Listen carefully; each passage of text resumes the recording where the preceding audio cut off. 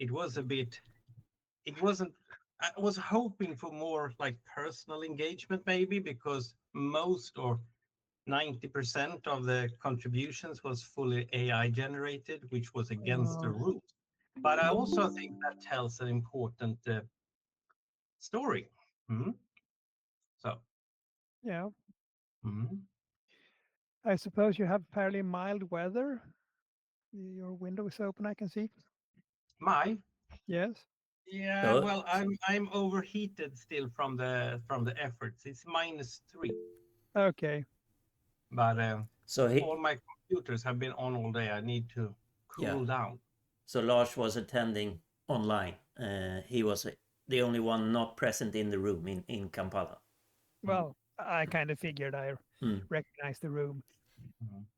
So, but it was very, very interesting, and I'm interested also to hear from Stephanie, Charles, and Lydia, and all that, how their feeling was, because I couldn't hear some things, and everything was going on, and also then of course takeaways from how we can be more fashionable or AI-ish. I mean, you have done a lot of strides in that direction, Hans, but interesting to see what the AI can do. But of course, as we could see, they had literally probably 100,000, I don't know, but at least 10,000 rows of code that they, of course, would have had a big trouble maintaining. So I don't know how that will work really. I wonder myself really much, will AI really be able to refactor a larger and larger code base, fully automated?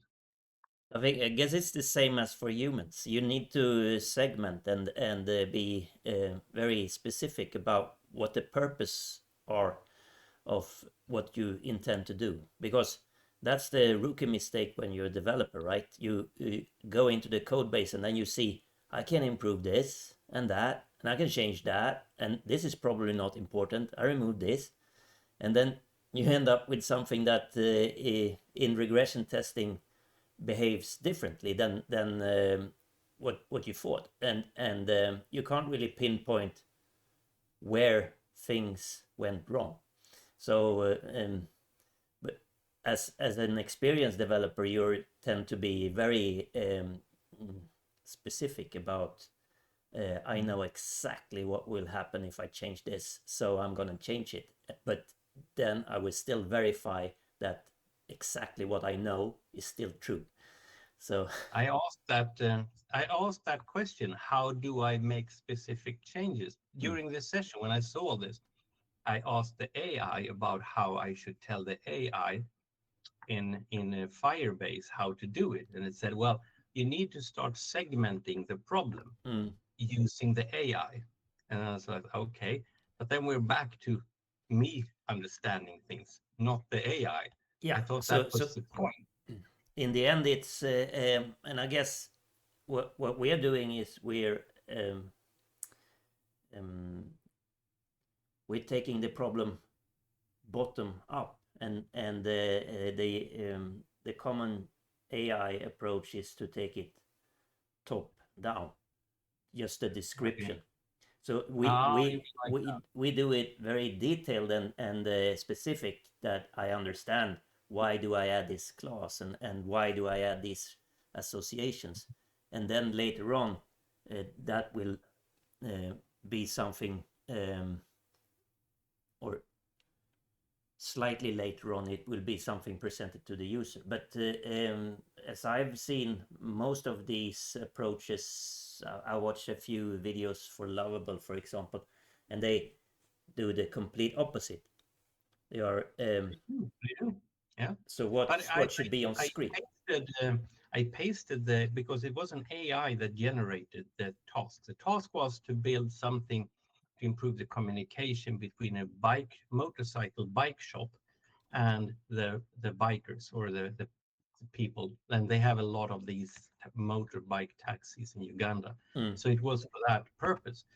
So I put that into our AI, and mm, it actually beautifully created some things. But then, of course, I had to take it from there, because you could say our AI could be better. But on the other hand, the thing is that, again, we have previously told people that it's wrong to write so much code because you have to maintain it.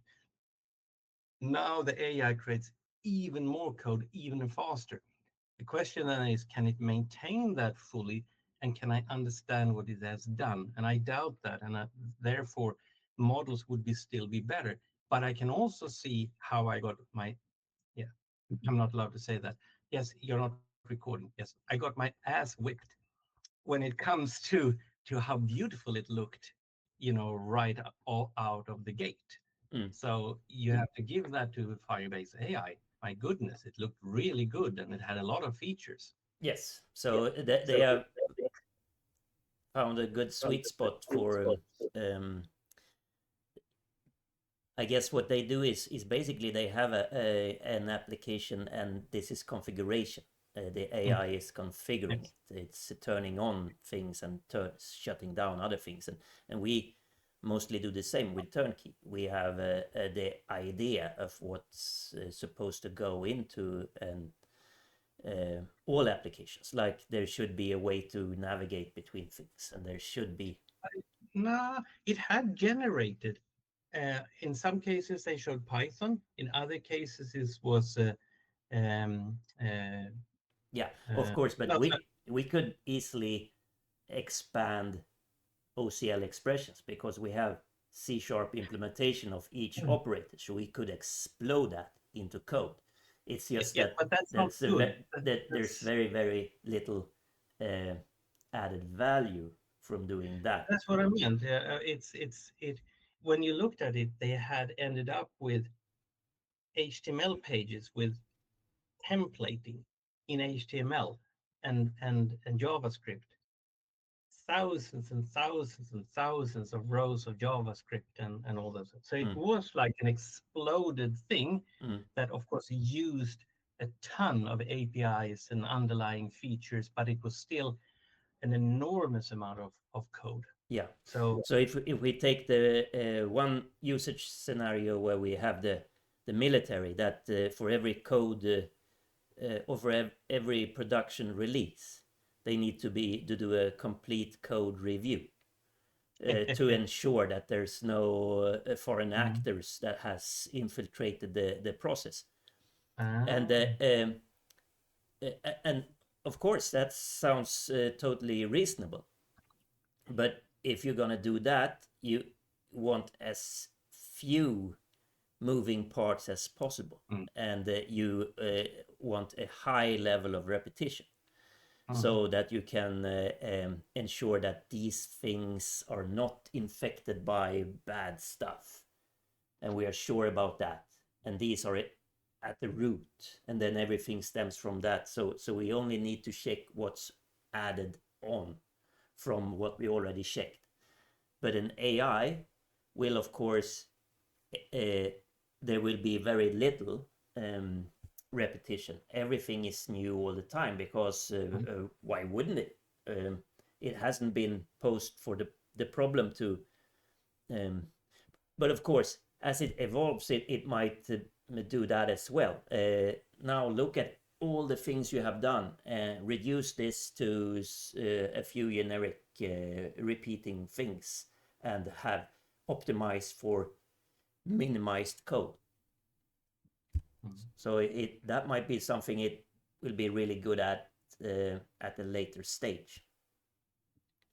Because you wonder if you ask the AI to do things like, yes, Mr. AI, we're talking about Alexandra, we're talking about the hackathon today, where I don't know if you saw any of it, but so there was 34 who competed with me to build something in 3 hours, and the AI generated a prompt to build something to improve the communication between a bike shop and the motorcyclist. And I used just a tiny thing with AI in the beginning to create 3 classes and a little bit of view models. But I think 90% of the participants used what we told them not to do, was to generate the whole thing with AI.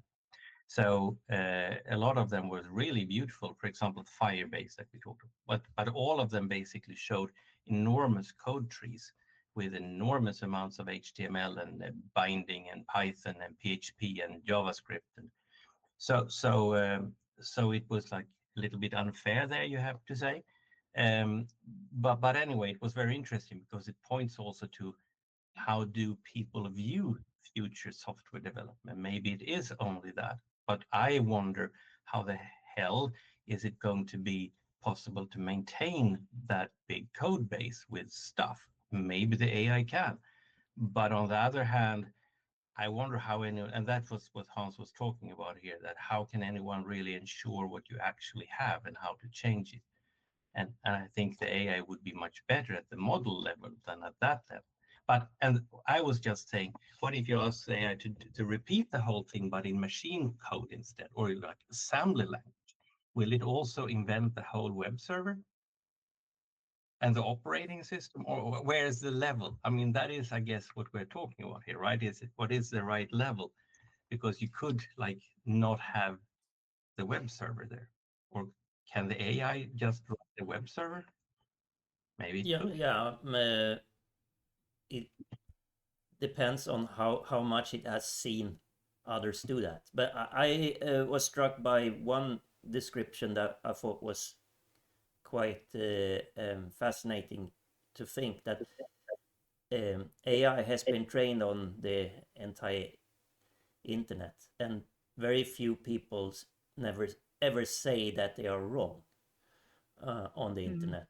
So there's no one that actually starts an argument and then after 20 pages reaches the conclusion that, oh, but that you can't do this because this is totally wrong. So AI has never been taught how to discover that you're wrong. And since it doesn't know the concept of being wrong from the internet, because everyone is right, everything that is published is correct in the eye of the producer of it. So, and that's where the hallucinations comes from. So it will always be it knows only it knows only to be correct. And if there's no actual correct thing, it will invent one in the middle, because then this must be correct. So and then if that's where hallucination comes from, then it gets really, really hard to get rid of hallucination, because it's actually just human nature. Yeah, the logic way. If it isn't this and it isn't that, well, then it might not be possible. Well, there's a place in the middle. Let's pick that one. Yes, but that's nonsense. Says who? Says nobody. No one has said that it's nonsense, because all the error cases hasn't been documented on the internet. It's only the correct cases. So, which are sometimes wrong anyway. Yes, of course. It's correct from the viewpoint of the one that constructed it, because otherwise they hadn't pushed publish in the end. They had been reluctant to do that, and then the AI hadn't seen it.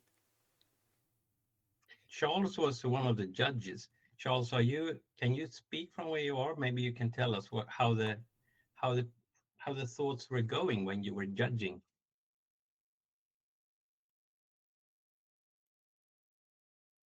You're muted if you say something.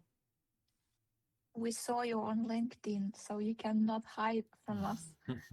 I saw the picture of Charles on LinkedIn just a few minutes ago. That will probably Stephanie posting, right? Yeah, I think so. So I've been looking for this URL actually, Wednesdays with MDriven. By the way, it will be a great idea if we have this posting every month, to pick up some guy from, people from social media, because I had myself troubled when I cannot find this URL. So But on LinkedIn, there was some evidence that Charles was the jury. Mhm. All right. So maybe we should steer this discussion into what we have added to the MDriven designer as of now. And of course, it sort of ties into yeah, I guess what you want to tell an AI, you want to be consistent when you talk to an AI. So it doesn't really matter who you talk to. You talk to someone that's going to do the job. And so what you're trying to do is to do the perfect specification for the one that's going to do the job. And you need to be consistent over time. So that the one doing the job isn't, you aren't undoing things that you told it before. So I'm going to share my screen, of course. Entire screen.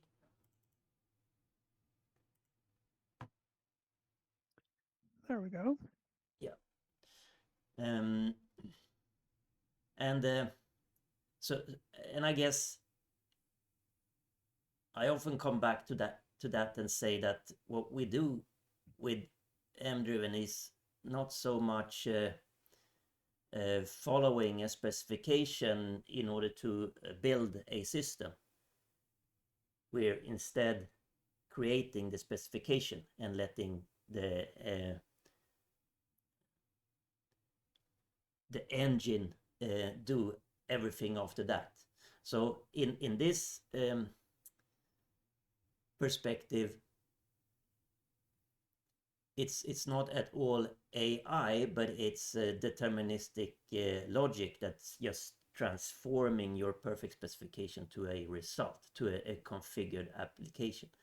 And of course, the information content, which is unique, is only what you have in the model. And I think that's where it differs, because as soon as you have this stochastic machine in the middle, there's all of these possibilities of injecting fantasies from right and left that you didn't say, but it just was something in between what you said.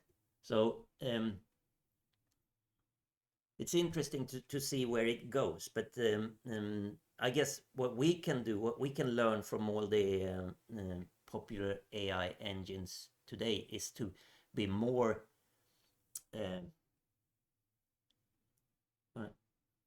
to be more focused around getting things showing on the screen. And I think we're spot on when it comes to modeling the back ends, but when it comes to quickly produce visuals from a specific data content, it might be we can improve quite a lot, I think. So what one of the major things that we do is to define the structure with classes, but then when we have the structure, we have this very strong concept of expressions. So the metaphor that I use in my own head is that the classes are words in the dictionary, the things that you can use, words that you can use, and the associations is pretty much the grammar on how you're allowed to use those words in sentences. So you can't say thing has multiple class 1 unless you have explicitly said that there's a grammar rule that then allows you to say it. And once we have the words and the grammar defined, then you can start to talk. and or write. And this talking and writing is something that's really important. You won't make it in the world only with a dictionary and a perfect 2020 idea of grammar. You still need to be able to talk, to express something real. These things are only the rules that you need to stay within while you talk. So everything comes down to talk, and talk is basically expressions. So expressions are everywhere in MDriven, and went on the other screen. So what we want to really accept that the expressions are everywhere, and what the consequences of that is that it should be easy to maintain them and see them and be aware of them. So in this case, what we have done with the OCL editor, the first thing is that we have replaced it with a new editor control, which is much faster and easier to work with than the old rich text box that we had from the Windows legacy. So this is has become a lot better, I think, and all the invocation of expression editing has been centralized, so it's now consistent on how we state things in the header, what it is that the expression is for. In this case, it's OCL, and it's on the class thing, and it's attribute 1, and it's the specific attribute derivation OCL that we're working with. So that could be something like self, and then we can take class 1 and size. And of course, the I'm following the grammar pretty much, but since this is the rule book says that this must be a string and this will be an integer, so the current is int32, but the required type is string. I would need to do something about that. And of course, one can say that, well, why do you have to be so specific? Why wouldn't it be okay just for the machine to take a guess? But all that taking a guess is what AI does, and allows it for putting in the hallucinations to right and left to guess what's your intention. And this is the same with language. It's important to be specific when you talk, because if you're not, if you only say like car, go, shop, then depending on who's listening can think a lot of different things. Oh, he's gonna go to the car shop. Oh, he's gonna take his car to the shop. It's a cargo shop. Yeah, so it could be a lot of things if you're not specific. So that's why language carries some weight when it comes to communication. And the same here then now we're talking with a machine, and the machine shouldn't be biased in any way, and we should have complete precision.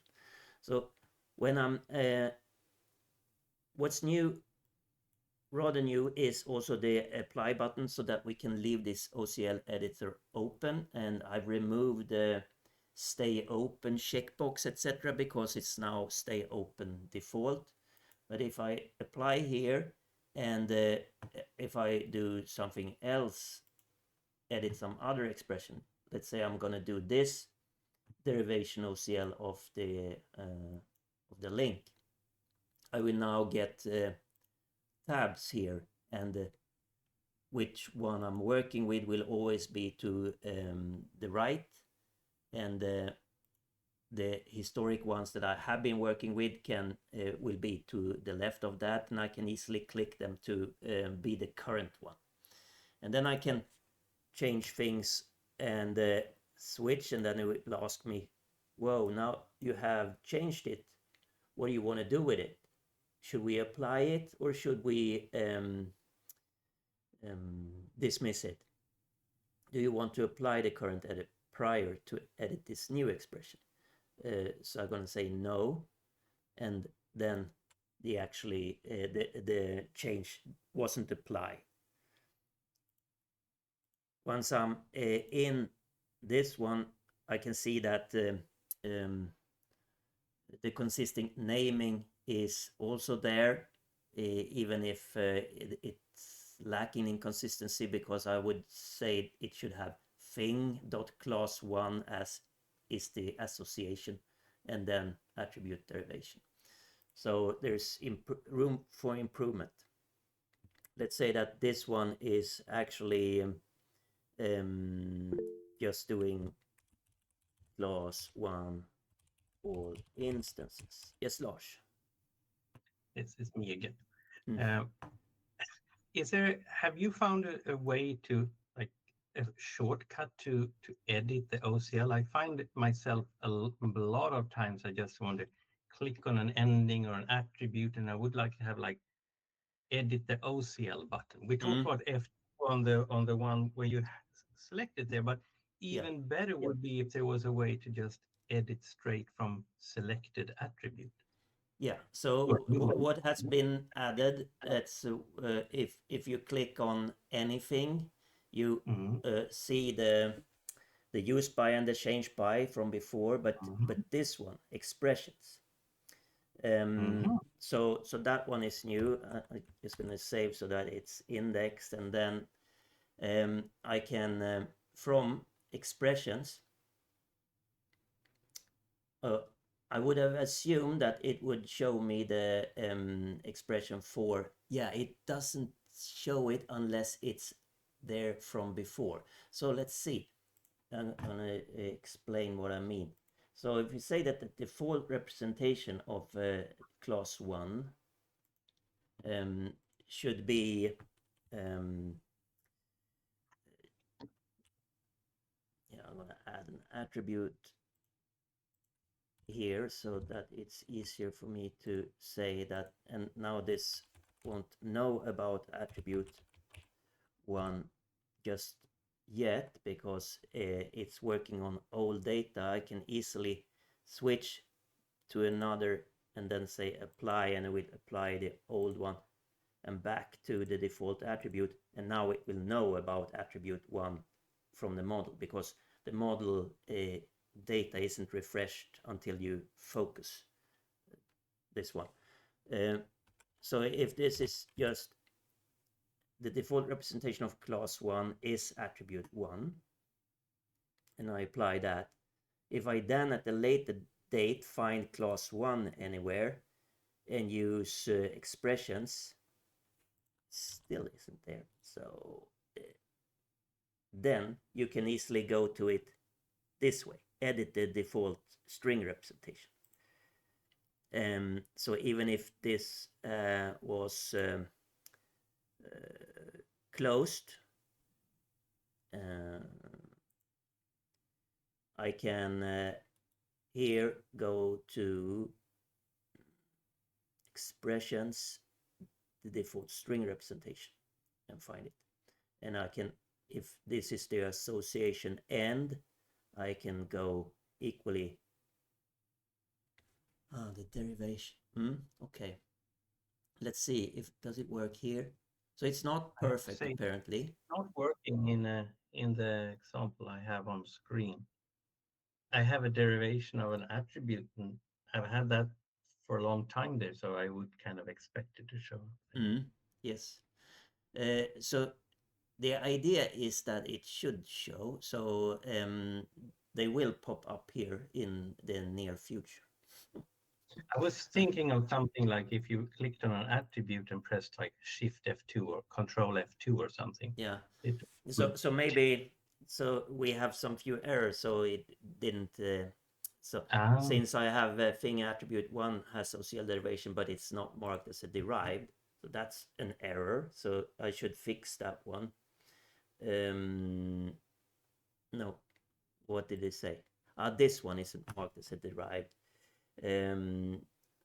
So the attribute mode is now persistent, but I want it to be derived. And then that error would go away, but I had another error, and that class 1 has OCL, but so it's actually this one it's complaining about. So we should say that this whole association is derived.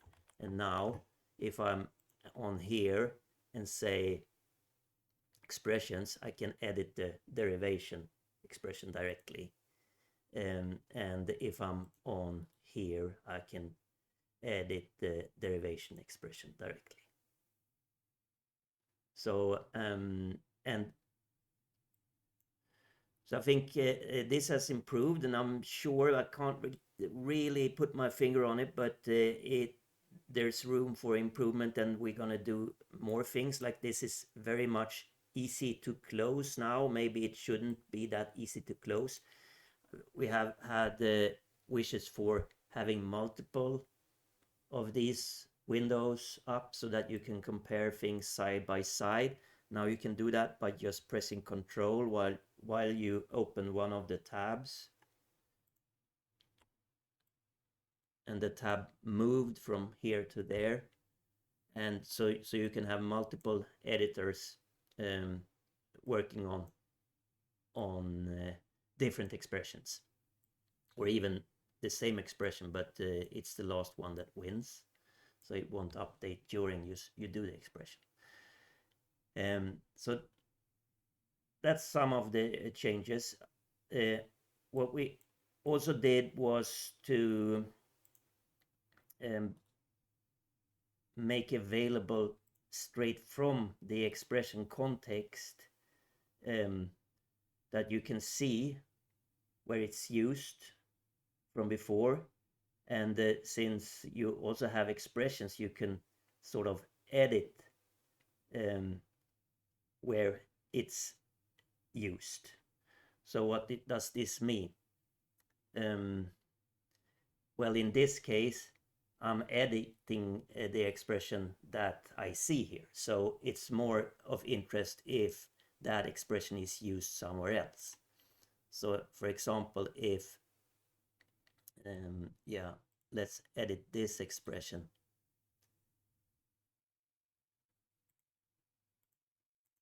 So what if this attribute is actually taking the first class 1 and doing as string? That will invoke the yeah, we need to take the first one of these, or the last one or something. So that will invoke the use of the default string representation. And having done that, and when editing this expression,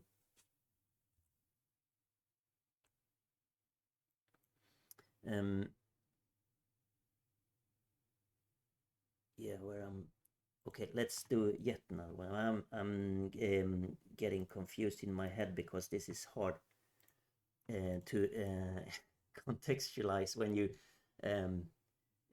use things. So the default representation of a thing should be self.attribute1.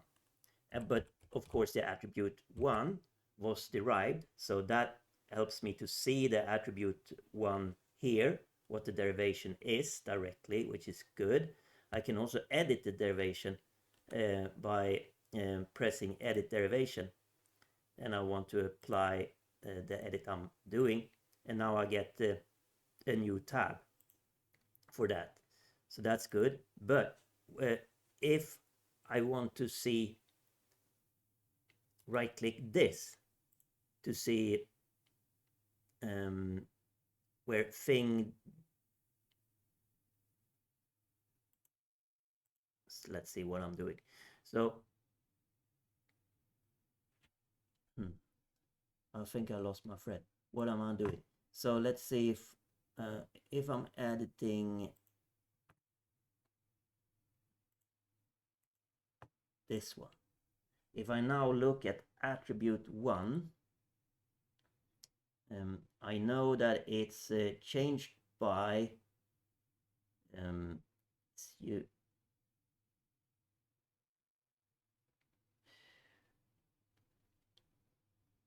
I can at least edit its derivation straight away to see that. And if I'm on class 1, I can find that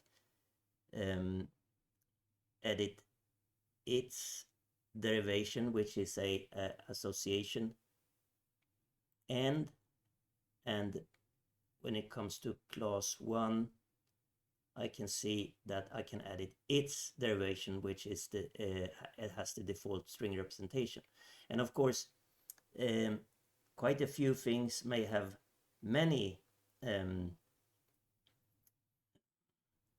expressions on them. So if we were to go to a view model, for example, those can also show up in this multi-tab editor. So if I want to edit this one, I can see that the expressions on a specific view model column, I can edit that straight from there before I had to go here and click it here. And that means that I can, for example, find things in the tree, or with the find the function.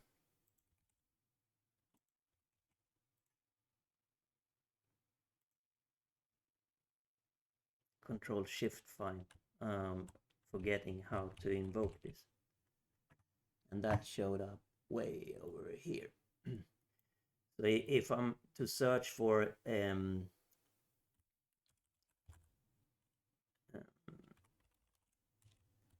some string in the whole model, I can see that there are view model columns that has that contains the name some string, and from view one thing some string I can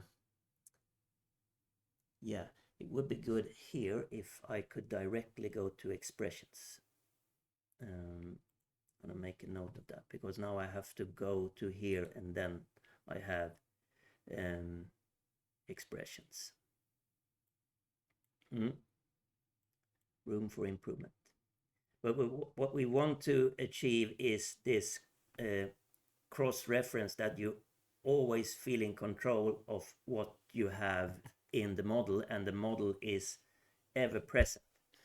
So one thing that's available from here is that we can see the model context and build expressions from here instead.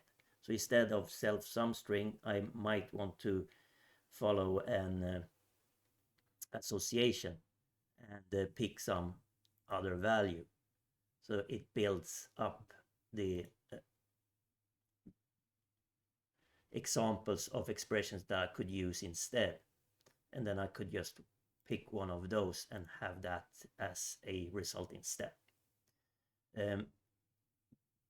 I also put that function here in the tree so that we now can see, if we double click this one, we get the same model here, so we can navigate from and pick attributes this way from the model, instead of having them showing up as syntax dependent things. What's more,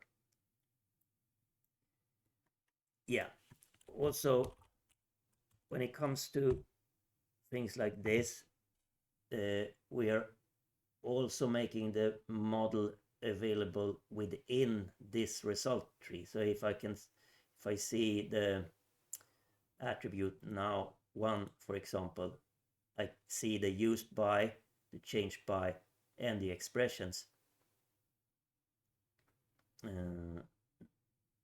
yeah, because that was on value store. So if I had something that was thing here instead, I got thing attribute, I can see the expressions and edit the derived. Oops, missed the click. Edit the derived. So I think this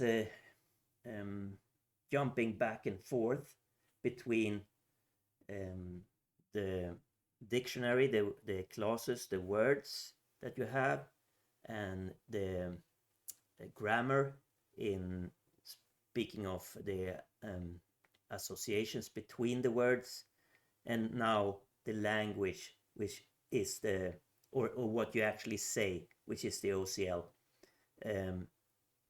has been improved. Also try to be context sensitive. So if we have an expression that changes type in the middle, we should still be able to see what's on class 1. But then if this one goes back to thing all instances first and some string, you should be able to discern that this is a thing, and then you can see what's available on that. Yes, Lars? A few times I've seen that there's numbers now to the left, like yes. So what is that? So if the screen is tight, it will row wrap, so it won't disappear out of sight. But if you have explicit row breaks in your OCL, which you might have because it's getting big, then and we apply that and we switch back and forth, then it says the row number because it helps you to navigate to see on what line am I. So of course, so as soon as you come back to an OCL with multiple lines, it will show you the line numbers. Is this like global line numbering, or is it? So it's only within this expression. So we have examples of expressions that goes on like 100 lines. Yes. But I meant, do I need to explicitly break the rows to get that, or is it just any OCL that is? So explicitly set a new line in your OCL to get the line numbering. Otherwise, it's just row wrapping, and that doesn't provoke the line. So if now it's row wrapping, but it won't, this will still be line number 6. Okay. This is one of the effects of the new editor that was sort of built in. And why it's good, it uses this internally in order to syntax highlight, because the events that it fires are per line. So it's easier to parse and see things per line now than it was with the rich text edit. And so what we try to do different coloring depending on things. So comments are now green, and classes are this, I think it's Azure color or something like that, and the operators are like blue, but it still is sometimes it I think it's very much better, but it's not perfect. And whenever something is wrong, it should clearly squiggle it to say where the error is. So that's a few of the changes that has been done to the OCL editor recently. And of course, we have this from before to get the second pair of eyes. So whenever you have something that you need some kind of help with explaining, you can get some text from AI to criticize what you have done. Let's see what it said now. Oh, it said a lot of things. It seems confused. What am I doing? Yeah, so it doesn't really appreciate that I've did all this. Okay, now it cleared it. That might not have been the purpose, the perfect. So didn't appreciate me leaving a lot of empty lines there. Yeah, Charles. Yeah, I just wanted to point out that in the competition, I saw someone trying to debug their OCL with that, so it was interesting. Definitely, I couldn't help him, but it was interesting that he was trying to figure out a way out with the error using the second pair of eyes. Yeah, good. So what were your reflection of the competition? Was it fair? Not really. So who was the winner? It was someone. What tool did the winner use? Definitely at the end, the one who won was using MDriven. I think you know them, Jacob and John. They're one of the people who were under Martin. Yeah. So, but a lot of them focus so much on the UI, and when it came to the application and the logic, yeah, they couldn't explain much of it. They couldn't properly present it. So there's still a lot of that bit of the knowledge gap, as you said, for people who use tools to assist them do things. So a lot of them had this thing of, okay, we shall use AI to copy snippets and all that. So there's one specific group, yes, they did that, but when it came to them explaining or showing their logic, yeah, they had nothing to show. It's like they didn't even understand the question and you asked them to show the logic of the application. Because one of the lecturers asked them, okay, you have these validation rules on your input. I would like you to go and just change it to something else. And they couldn't because they had this whole thing copying and pasting. So one of the students showed it to me. It was messy. Even I didn't know what was said. But it was just chunks and chunks of code piled and jammed together. But it's working. But they can't explain what it's doing exactly. Yeah. So it was very interesting to see all of them and their different perspectives. But then you see that the more people use those, it's getting more into the aspect of you're using all these assisting tools, but you reach a point probably where you don't understand what they're doing. For example, using the AI tools, but you're able to produce output to them, but you clearly can't describe what is happening. What are you doing? Yeah, something like that. Yeah. I have to say I was surprised that you that it wasn't more, you could say, because I thought, how will you be able to not let them win when the AI had produced so fabulously beautiful and functional stuff? But I think it's a strength to you judges there, because I couldn't hear what you were talking about, that because it was obvious that they didn't understand a thing of what had been created. Yes. They had no idea. I don't think they even understood how the platforms even worked that they had generated with. And not exactly. At one point, one of them thought of the best optimization was get all your data and put it in one table so that when you're querying, you're querying everything just at once, you know. Yeah, so that's what he ended up doing. And so it was kind of very long, but everything, user data, the repair jobs for the bikes and everything. So yeah, and then that wasn't really good in a way. Yeah. So you very have interesting. these different texts. Yeah. I think it would be fantastic if we go to the suites. Oh, sorry, Lydia, instead of me talking, go ahead.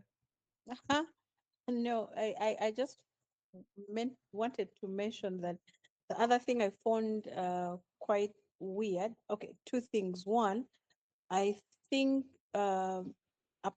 probably 80% of the people in that room didn't quite understand the gravity of what you were able to build.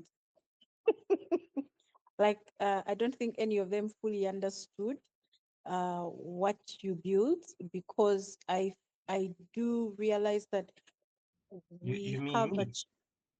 yes, Okay. we seem to have a challenge where the majority of them focus on the UI more than the actual back end detailing, and so it your focus was on the modeling itself, and majority of them I don't think genuinely got to understand what that was all about, because they are used to looking at something functional on the outside, the UI, and then they're like, oh, that's pretty, oh, that looks nice, It was very So, pretty, some of the things that others showed. yes, They that's are. true. That is very true. But of course, then the other thing, so while I was talking to Steph about it, I was telling her that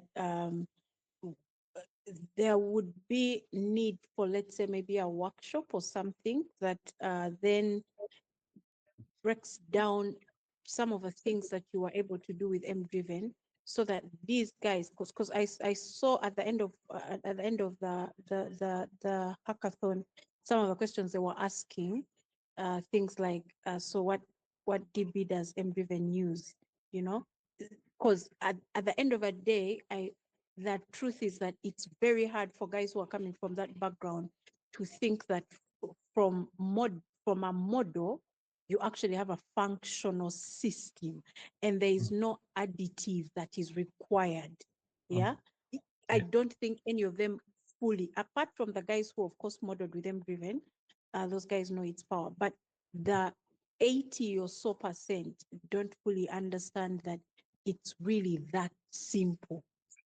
It's almost unbelievable, because they come from those backgrounds where it's not like that. I mean, you stack code upon code upon code, and still somehow it didn't work in your favor. And then you find another way of stacking it, and then, make it work for a few minutes, and then figure it out as and so on and so forth. So it was an interesting experience. I mean, apart from the fact that the other judges disqualified you by default. Yeah, they did. It's interesting. They genuinely disqualified him to the point that Charles was telling me you were not even marked. Like, they didn't quantify what you Yeah. They, That they was simply, fine. That was fine. I can just say also that I realized that I should be better at the design thing, and of course it would be, you have shown that, Hans, but I need to know it, and maybe it can be made more in our face, how to use the color vibing and things like it, because that would have improved the perception of what I have had created, because it was very ugly compared to what others had done. Yes, and one thing so I didn't see it, but I can appreciate what you say, and one thing that we impose on people when it comes to styling is that you need to define the style first and then use it, and that it's standard CSS and HTML. That's the way you do it.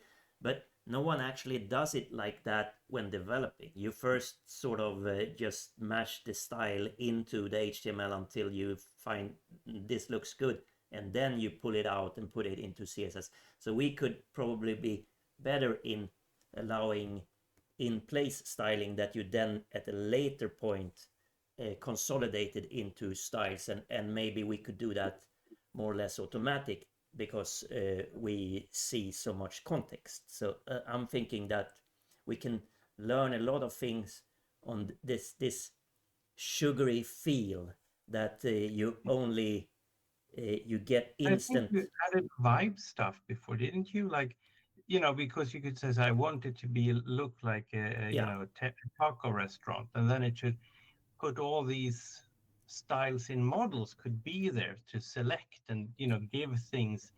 So that I think would be really powerful, because just that I had it so boring, I think people fell asleep when I started talking. Yeah. Not entirely. No, I no, saw I there were know very it many wasn't questions. long enough for them to fall asleep, but they dismissed what I had created. Though I might need to add that the from speaking to the judges, the idea was that I think their understanding was that your experience level was too high compared to the students, and so there was no way they could genuinely judge you together with them. So they just kind of discarded you. I think that was the right thing for them to do. Yeah, I wanted to give, if I won, you could say, I wanted to give the money to the MDriven club of the university anyway. Of course, I wouldn't win really. It would still go to them. it was still a But it good was good feel that that MDriven guys they won. won. And I hope Yeah. the others weren't angry that the MDriven people won, No, because it I didn't think come up. I think the others, it was too much AI. It was some was like 99%, I think. Yeah, at the end of the day, each of them had to me, I felt like, okay, it didn't matter. Oops, you got muted in mid-sentence. Yeah, I was saying that to me, at the end of the day, I thought that it didn't matter that they used all these fancy things to create nice outputs, but they gained credit for that. But at the end of the day, it came back to if they understood what they were doing, if they could explain it. If someone asked you to just go back and change something simple, are you able to? So that's where they actually lost points for, because they couldn't do that. Yeah. They had all these nice, interesting things, but they can't clearly explain them and understand them, but they're able to produce them at the end of the day. So, yeah. Yeah, and that's It's also correct, interesting. because that's Oh, sorry. how you do it on a math exam, right? You don't get points only for stating the correct answer. You also need to have a description on how you reached that particular answer. And you get no points at all for pretty graphs. No. Even if you have the most expensive calculator in the whole groups, you can still fail. Yeah. Yeah. So I was thinking of this one. I'm bad at knowing how to. There's so many features that I don't find right when I use the tool. That might be a thing. But then also I was so curious, because I've tried to use styles in model, and if it was possible to vibe into that one, that would also be more structure. Yes. Yeah, that would be good. But I think we should sort of have maybe a special kind of view model, which basically just add a generic column somewhere, which has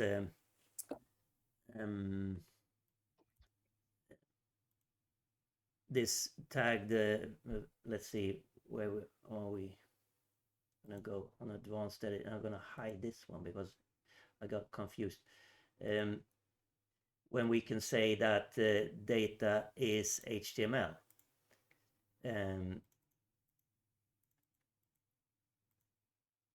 Because if we then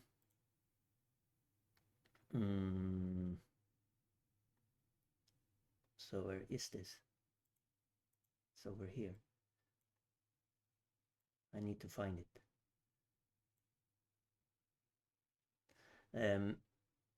So if this data is HTML, then we could have a wiping thing just doing almost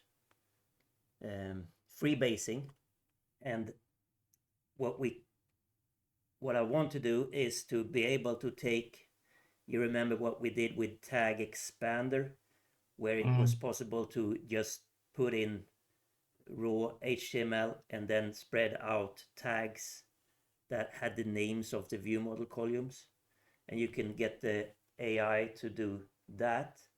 It provides the framework HTML around it, and this is how we want it to look, and then it can reuse the data bound controls, possibly, because then we could get much faster instant gratification on a specific look. But then again, it probably to be really free of everything, you don't even want to use the structured controls. You just want to HTML your own things altogether. So if data is HTML. And it turns into crap.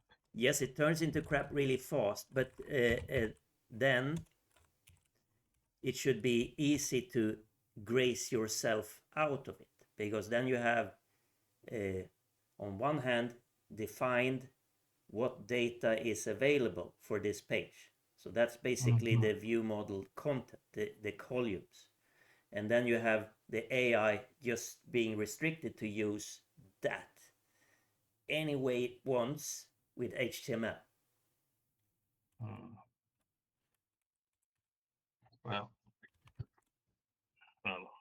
and I think the other things that we have built is better with, or you have built, that you can express what you want the view model to do.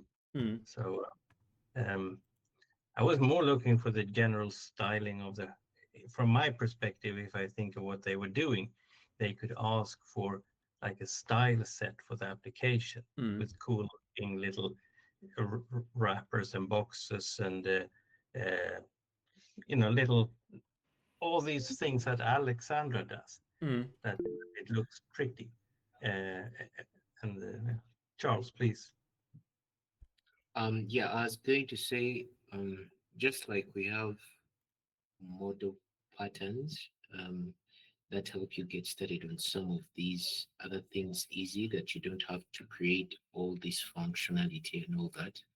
Could we have something like that also for probably styling and all that, that you can easily integrate it into your application and easily pull it out, that it's kind of the same way like patterns work? Yes, so a bit of theming that's easy to apply, to download and apply. And Alexandra, you did few things that we have on the wiki for that, but since things have evolved, there the possibilities are larger. And also the problem or what's making it hard to structure web development is that there's no real distinction between data and presentation. You can use your data from the database to affect how things are rendered, to choose if you should render this or that.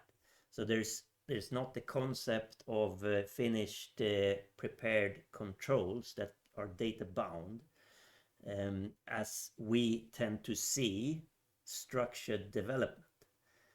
So that's sort of a clash in how we approach to solve a specific need. And of course, the ones that don't that are totally free. The AI is totally free, which is a good thing, because then it can just solve any fundamental problem with a little bit of more data or a little bit of more presentation. So it's not necessarily the fastest way to do it in the end to get order on things, but it's a way to get kickback really fast. Now I think we should accommodate both strategies, so you can go fast and then see that, oh, I like this, where this fast path has taken me, can I get that structured? And then you can work backwards to get it maintainable, and then you're fine.